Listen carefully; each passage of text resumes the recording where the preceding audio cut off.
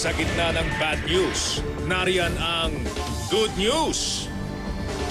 Malapit na hong lumipad ang Tatak Pinoy na eroplano. Tama po ang narinig ninyo mga kapuso, ha? Sinimulan na ho ang buuin ito dito sa Pilipinas. Ang kauna-unahang eroplano natin na tinatawag na two-seater light sport. Ang good news na yan, tinutukan ni Claire Delfin. 2,000 piyesang bahagi ng flight control mechanism ng malalaking eroplano.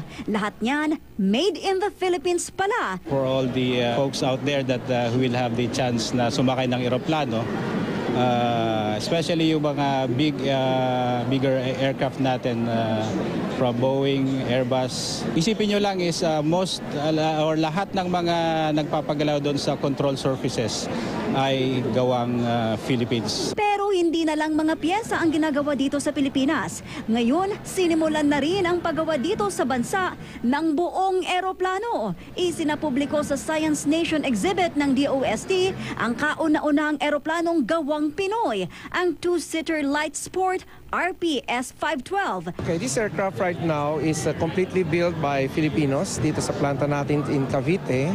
We produce already 2 airplanes that is already been flying in Florida, and the other one is this one, which is now already sold to a customer in Batangas. They never thought that we have the industry that we can build airplane. Everybody will be surprised that we could be a winner.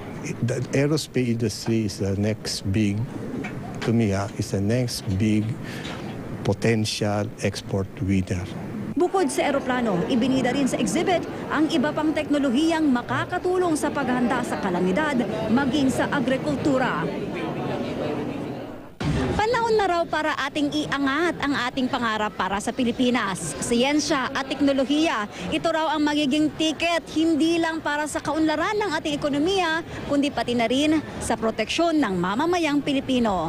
Claire Delfin, Nakatutok, 24 Oras.